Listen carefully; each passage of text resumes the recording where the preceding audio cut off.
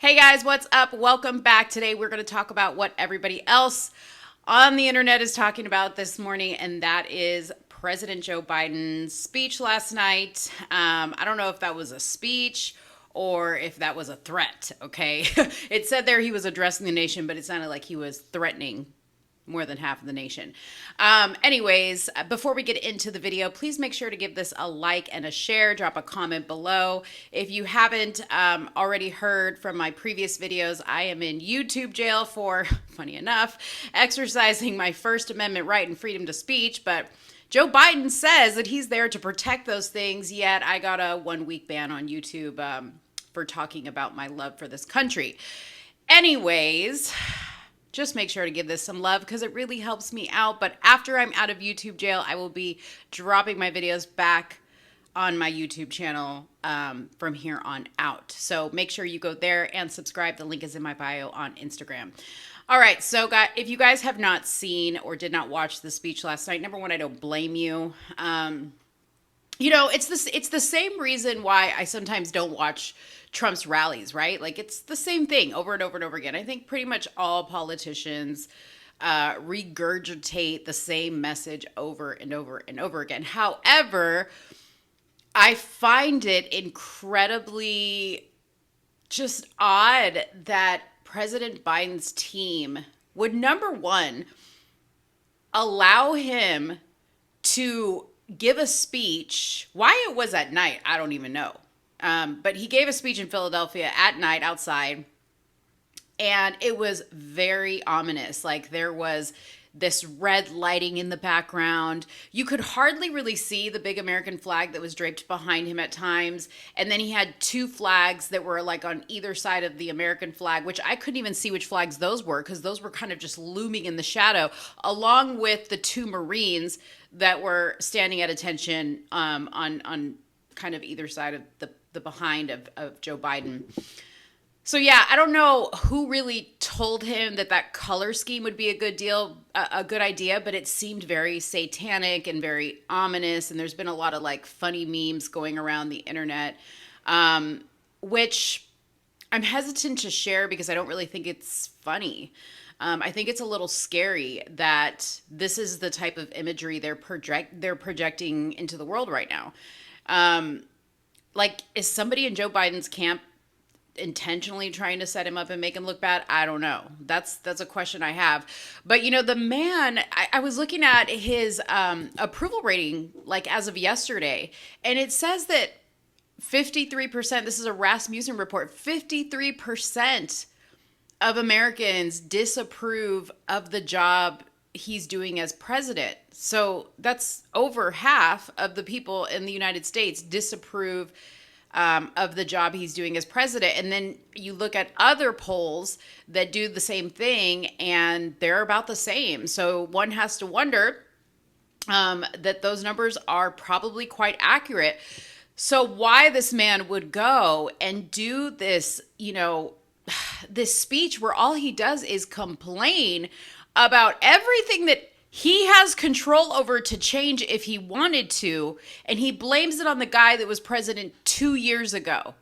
Now, I get that every president will blame things on another president.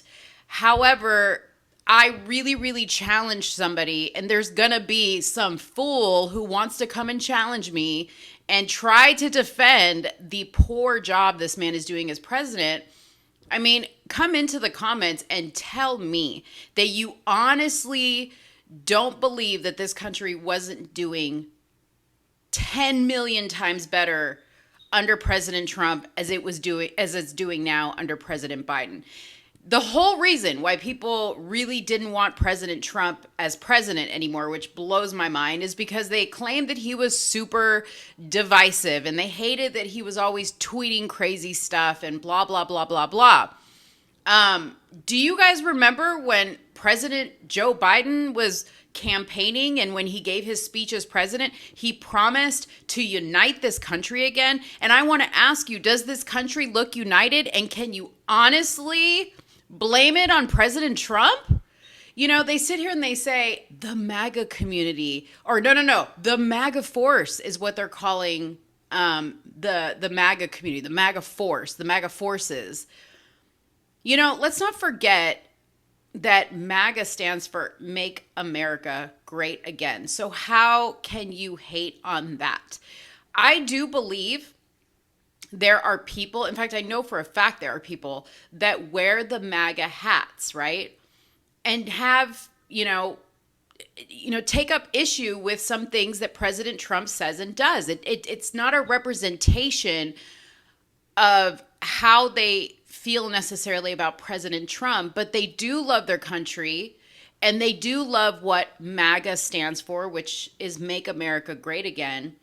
And I wonder, if you don't believe in that phrase, Make America Great Again, then why are you here? How can you consider yourself American? How can you say you care about the well-being of this country, or that you even care about the well-being of the future of your family? Because, if you're not well-read and you don't know a lot about history, a lot of the things that President Joe Biden has done and has implemented, and even some of the things he says and how he says them, down to the whole backdrop of his speech yesterday, is very reminiscent of some of the worst leaders this world has ever seen. Leaders that led their country into dire disaster, into communism. And it's really scary. I mean, if you ask anybody that came from communism, they're looking at what's going on here and they're very frightened because they see a lot of similarities on, things that are happening. So, I just want to question that. And this is not about trying to get you to say, oh, I love President Trump and I was wrong and Biden, this, that, and the other. No, I just want to know, do you love your country? Do you really love your country? Do you have children that you care about? Do you have grandchildren that you care about, that you want them to have, something prosperous, to look forward to in their life? Not what we're having to put up with now, right? I don't remember ever when President Trump was in office, hearing about don't charge your electric car because the energy grid is, low, or we're going to shut off your air conditioning and take away your ability to control the thermostat in your own home because, we need to conserve energy. I don't remember gas prices being as high as they were when President Trump was president. I don't remember all this talk about having to be accepting of everybody and all the things that they want to do and all the things that they want to say. I mean, of course, the Constitution, is to protect everybody's rights and freedoms to do what they want to do. But I don't remember us talking about, allowing children, to change their genders before the age of 12. And just things like that are very, very concerning to me as an American, right? So when President Biden, I want to read this thing really quick and then I'll end this video. He started his speech by saying, let me see, I don't want to read the whole thing. Oh, he said with three simple words. This is a few lines in his speech. We the people, we the people, we the people. These two documents and their ideas they embody, equality and democracy, are the rock upon which the nation is built. They are how we became the greatest nation on earth. They are why, for more than 2 centuries, America has been a beacon to the world. Okay. Then he said something really interesting. He said, we must never forget we the people are the true heirs of the American experiment that began more than 2 centuries ago. American experiment? Like when I saw that, I was like, what are you talking? American experiment?